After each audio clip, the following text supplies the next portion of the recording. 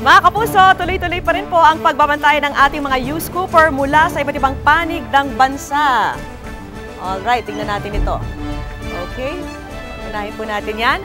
Sa Calaguiman, Samal, Bataan, nakunan po ng ating U-Scooper na si Gian Rubiano na mahaba pa rin ang pila ng mga botante.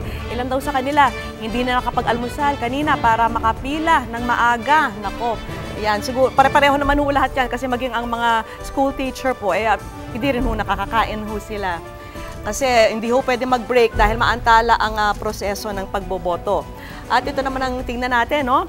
Sa Tinajeros Elementary School naman sa Malabon, na-scoop ni Adriel Santos na nagguguluhan pa rin ang ilang mga botante sa bagong sistema ng pagpila at pagboto. Tulad ng hunang sinabi natin kanina, no? Kaya naman medyo inaabot tayo ng napakahabang pila ngayon kumpara sa nakarang eleksyon, dahil ang mga precincts po ay pinagkumpul-kumpul. Kung dati ho, yung isang precinct may 200 to 300 members, ngayon ang isang precinct may hanggang 1,000 po yan dahil pinagkumpul-kumpul po ang mga precinct para makasosyo sa isang PCOS machine.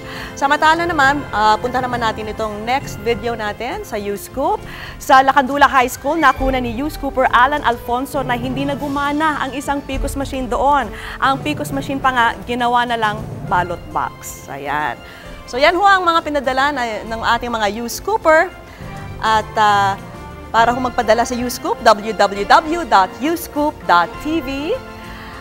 Tapos i-type nyo po scoop space, message space, name at address at isend sa 4627. Yan po ang U-Scoop.